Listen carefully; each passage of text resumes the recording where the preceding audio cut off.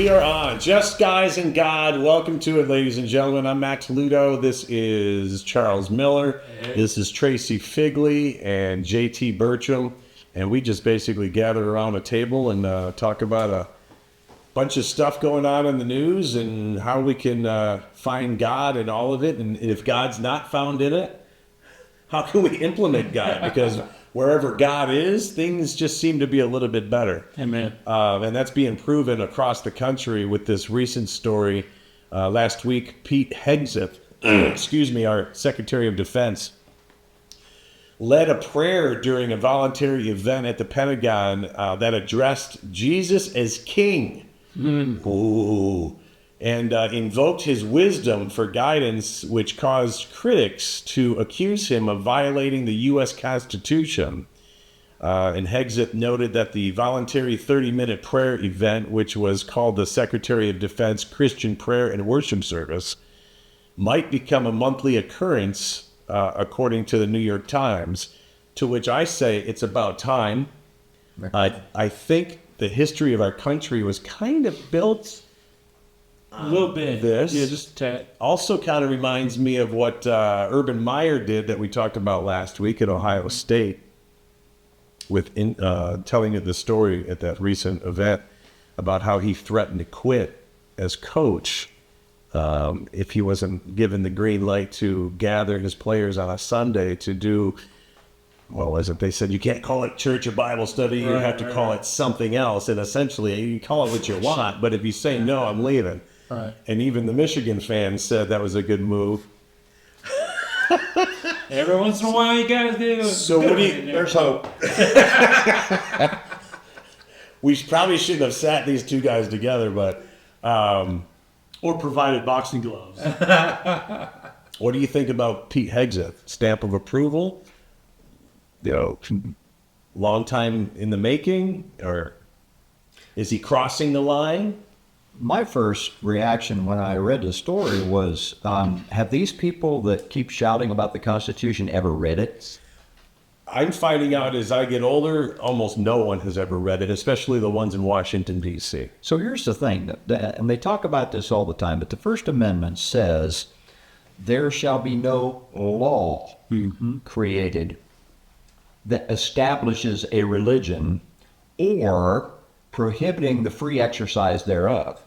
So the first part of that is a lot more specific than the second part. I mean, you cannot prohibit the free exercise. It doesn't matter whether you're in an official capacity, in an unofficial capacity, in the White House, in a gray house. It doesn't matter. But the fact of the matter is, nobody's talking about a law that is establishing a religion. Correct? It's a Bible study, or whatever they want to call it. And it has nothing to do with the establishment clause of the Constitution. It just doesn't. And you're referencing both the Ohio State situation and the Pete Hegseth story? Yep. Yeah. I'm glad you're here to establish that, because I didn't know all that either. But just from a common man, I live life, and I know people that have God in their life, and I know a lot of people that have not God in their lives. And there's people, the people over here with God in their life, things are just humming a little bit better. They're a little bit more calm. They're quite a bit more calm. They're in a better space.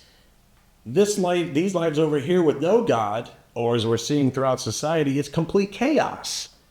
So what else do you really need to see? We all know these. We all have people like that in our lives. I'm not saying anything that's just applies to me. Why would you be against any of it? If you're thinking sanely, why would you be against someone saying a prayer? There's no downside to bringing Jesus into the conversation. Well, John Adams, Thomas Jefferson, John Hancock would have had a big problem with the name King. They fought to get rid of an English king. I'm trying to be funny. Yeah, you're doing great. No, I think you're... So the point is, King Jesus makes it constitutionally challenged. You know, I think that's also the thing, particularly as men, that we need to maybe reflect upon just as we look at our own personal walks with the Lord. because he is Lord and he is our Christ, but he's also our king. And he is a king. He's the king of And we reflect back on him coming as a babe in a manger. But the next time he comes, there'll be no doubt that he is a king with an army. What did he tell, was it Pilate?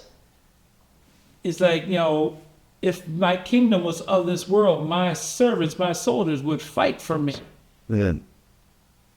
So he said, hey, you have truly said, I got that one right, buddy. I am a king. And that's what freaks people out, because we can get down with Jesus being this babe in a manger, meek and mild. Right. You look at all the art from the Renaissance; they always look sick. Right. Angels, stars, and shepherds. Yeah, exactly. But when you really reflect on who he is, see, that's why I think men that really know who we're talking about, men can get down with God. Yes. Okay, because he's 1,000% male, masculine, strong. Yep. There's nothing effeminate about him whatsoever, except for when he turns on the tender part. But don't get it twisted. Exactly. It'll break you off. And man is it twisted right now. Is it twisted? And that's why I'm appreciative of this next guy. They're all coming from American Idol for some reason. These men of God that are standing up and being bold. Another believer being bold for God points out what we've got is a big revival happening right in front of us. His name is, again, I don't think anyone at this table watches American Idol. I think I threw in the towel on season 2 with Justin Guarini. Do you even know? That was, season 2 when you were probably about 3. But anyway, Trent Harmon, he won American Idol back in 2016, and he didn't hide his faith. He brought his prayer journal to the stage. He played worship songs for other contestants and even attended a nearby church during the taping of that particular season. Still, he openly shares back then it wasn't necessarily popular to be openly Christian on the show. Now, nearly a decade later, he sees a huge shift from gospel-themed finales to duets with Christian artists like Brandon Lake and Kirk Franklin. Faith, he says, is no longer an outlier in mainstream music spaces. You've got Brandon Lake. I just kind of want to echo this guy and how we're seeing a boldness. And is it a revival in sorts? Yeah. You've got Brandon Lake doing duets with Jelly Roll. You've got Justin Bieber coming out as Born Again, using their platforms to glorify God. It's a huge sign of a turnaround. Not to mention, you've got more and more collegiate and pro athletes that are giving praise to God before they even answer the question of whoever the Team 1. or whatever the interviewer. So you're down 3 to whatever. And they give all praise to God before they answer that question. They're pro athletes, collegiate. You've got actors like Mel Gibson, Jim Caviezel, Kevin Sorbo have their own studios now after being shunned by Hollywood. And I mean, we know as being involved with adult contemporary Christian radio that these shows are selling out everywhere, And having come from the rock side, you need 5 bands to fill a club. You've got one person like, whether it's Brandon Lake or, Zach Williams is selling out theaters everywhere he played. No opening act. There's such a huge want, need, and desire for Jesus right now. And to see it on American Idol, in the pit of the other side. And here's the question. The question is, would this be a trend now if a few people hadn't stood up when it wasn't? Did they make it okay? I mean, this guy back in 2016, I mean, he was taking a big risk because that wasn't the common thing. Right. Now it's easy for everybody to jump on board and do it now. Right. But who's blazing the trail in some of the other areas that we find ourselves in life? Men find ourselves in life. Right. If they can do it in sports and say, I'm not going to cross this line. Right. And then suddenly the secular world becomes more open to it. bringing Jesus into the mainstream of what's going on. But it started with those people who were really taking a big risk when they did it. Yeah. Yeah, great point. Kudos to them. And shame isn't the word I want to use, but why do we always, as a society, we live in fear? Because, they seem like such pioneers because the rest of us were in fear. Yeah. And what does the Bible say?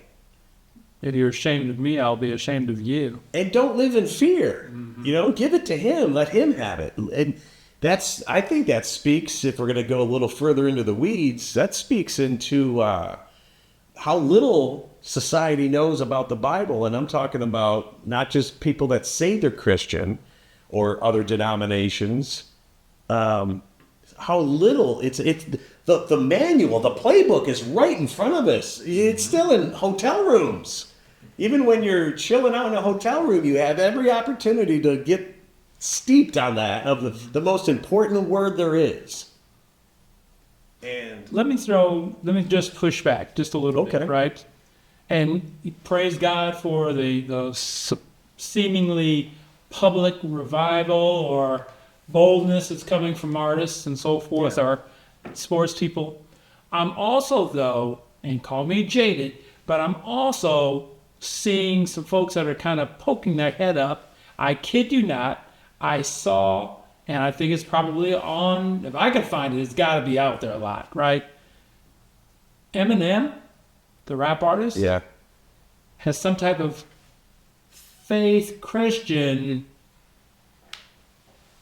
rap outreach thing going on. I kid you not. Right? I kid you not. know nothing about this. That's something to Google, just because it's just like, again, it's a new money-making genre. And now the world's going to jump on because, hey, look at all these people going to, Star Search. Man, they get a lot of play. Right. Man, this would be great for my career. It's like, really? Elvis Presley did gospel, right? He sure did. But that wasn't his genre. No, it wasn't. No, it wasn't. And you got to wonder, is it just, okay, I'm going to do a little bit for this group and a little bit for that group and stuff like that. And like I said, it's easier when everybody's doing it than it is when you're blazing the trail. Right. Well, getting back to that Yeah. really fast. Yeah. There's only two people that know that's genuine. That would be Eminem and him. Yeah. I'll give you that. But And if you're doing it for a fake reason, if you're not putting it and living it for real, how many folks could get sucked up by that? a lot. And that's my fear. And I'm sure that's... Which is why we And as I'm out here Christian on thin men, ice myself right now. So I don't know. You're absolutely right. This which is between why you and we God. as Christian men have to lead inside of our own four walls legitimately for the real reason, for what we know to be real in that book, and put the flames out on something like that before it even gets too big. Bruh. Don't know. Yeah. Don't know, JT. However, Grandpa Nelly has been sharing faith. Come on. I think there comes a point in your life when you... Nelly. That's not his rap name. That's not his rap name. But he has grandkids now. Oh. And he has said... That's why you're here. He has said... Yes. I'm worried about what I'm telling my grandkids. He's worried about what he's saying now. So, I don't know. Maybe Eminem has some grandkids now that he's thinking about. Yeah, We do age a little bit and hopefully find wisdom a little bit. Just giving him a chance. Yeah. Hey, brother, we didn't get one. Thank God for people like you, man, because For some of the, I'm going to speak to Kid Rock, speaking of rappers from Detroit. With grandkids. Yeah, with grandkids. He was on the Joe Rogan podcast, and he posed a question. Don't know exactly what the question was, but he's all on board for Jesus. It was great to see because much like Justin Bieber, huge platform to promote the right one for the right reason, and then proceeds to talk like a sailor for the rest. And I'm a Kid Rock fan, but if we're gonna get on board, let's get all on board. And you know, I don't want to chastise the guy or say, oh no, but we all have to. We were all believers, and we were all For real. speaking the way we're supposed to not speak. You know what I mean? We're supposed to trim the fat off the verbiage, and a lot aren't. And sitting there going, yeah, all about God. Yeah. Wait a minute. Chugging for Jesus. Yes, a drunkard will not inherit the kingdom, I believe, is somewhere in that book too. So we have to pick a lane and stay in it and stay true to it and just. But see, that kind of goes back to our thing, because it's like, are we so that, boy, we're gonna make friends today? Are we so shallow as Christians, particularly in America, that because a fill in the blank artist, all right, that had been secular, all of a sudden pops up and puts God in a lyric, now all of a sudden, he's, now we exalt him. Right. Look, we've got one, we've got a star, Are we that shallow? Are we that desperate? That concerns me. I agree. Going back, Kanye put out his gospel out. Yeah. I mean, the church would not have listened to Kanye before. Suddenly a gospel album from a big name pop artist, the church is buying it like crazy. Yep. So I don't know. I'm not telling you where I land on this because I'm not sure, but it sure is interesting. Is desperate the word, or is it naive? Is it accepting? both. Maybe all the above. Are we too E. accepting? Always Too go with quick? E. The above. Yeah, I think it's I think it's all the above. And the thing that you have to be careful about, is that any time somebody names the name of Christ, for whatever reason, name the name of Christ. We're all flawed, right? We're all human. We're all failures. Yes. And when the people put somebody on a pedestal like that, they're bound to fall. They're bound to take a tumble. And then those same people that put them up there say, see, this is God. This is why I don't want to have anything to do with God. And they conflate God with his imperfect representatives, right? And that's not just for the preacher in the pulpit, but that's for the star that has had a conversion experience, right? I think the Jelly Roll talked about this in his testimony and talked about how he still struggles a lot. Recent believer, apparently, Yeah. Still struggles a lot. And a lot of people of faith they're not embracing him. They're not, because he's having the same issues that, quite frankly, a lot of us have. All of yeah. Right? He's out there where people can see him. Yep. And so it's difficult, but we do have a tendency in the Christian faith, whether it's out of desperation, as you mentioned, we do have a tendency to put people in a place where only Jesus belongs, right? Amen. And elevate them instead of coming alongside, putting an arm around and saying, "Hey, let's walk this life together." We want to put them up here, Right. and then we have a real issue when the inevitable happens, which is a failure, Right. sin. That's all of us. Well, doing that is a sin. Yeah. That's idolatry. What's the saying? It's like the Christian church is the only place where we shoot our wounded. Yeah. And that. You stick somebody out there that's technically a baby Christian. Yeah. We're talking about John 3:16 level here. And we stick him up there as a spokesmodel. And then we're like shocked and appalled when he falls. Right. Or when he drops an F-bomb. It's like, well, what the heck did you really expect? Right. You got a child driving the car. You're surprised that he smashed into the wall? Really? Noah's Ark. We have proof of Noah's Ark being discovered. In Kentucky. The real Noah's Ark. Oh, yeah, we do. That's a good plug there for our calendar. Thank you. Proof of Noah's Ark being discovered is proof that no matter what proof you have, some still won't buy it. Check. There's a team of researchers led by Andrew Jones claim to have found evidence of Noah's Ark, and this is something you and I have talked about in quite a bit, and I think most people around this table and even watching. They found evidence of Noah's Ark at the Durapanar site in eastern Turkey, the site discovered in 1959 by Turkish Army Captain Ilan Durapanar, features a ship-shaped rock formation. His team has been investigating the site since 2019 using advanced scanning technology, some of which I can't pronounce, so I'm not going to embarrass myself, but it's real high-tech stuff. Okay. And they believe the formation aligns with the dimensions described in the Bible, measuring exactly 300 royal Egyptian cubits.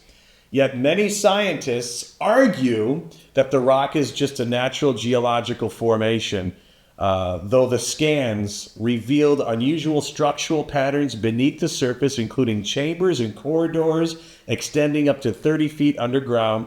And this is the part that I just want to tell us scientists, can you just throw in the towel and say it's here? You know, is the wood disintegrated because of, Earth? Yes. Yeah. But the site is located in the mountains of Ararat, matching the biblical account in Genesis that describes the ark's resting place. It's there. It matches the size. Can you just admit that's it? That it really happened? What else has to be? You've got all the technology and all the gadgets. I'm pointing to you like you're the scientist. We've got all the proof. Why won't you just... Okay. Gotta check that one up. Let's get it wrong again. Well, here's the deal. If something in Genesis is proven to be true, there's a lot of accountability for people who do not want to be accountable. Right, exactly. To a higher power. The biggest thing that surprised me about this story was that I had heard fairly recently that they couldn't get into Turkey to look at this. I mean, we believed for years and years that this is Erdogan's. They wouldn't allow people to see it, yeah. Right? But we've known for years that the mountains of Ararat are in Turkey. And so I was surprised, but I was pleasantly surprised that they're actually allowing them to go in. They're not doing actual excavation, but because of the technology, they can do radar underground.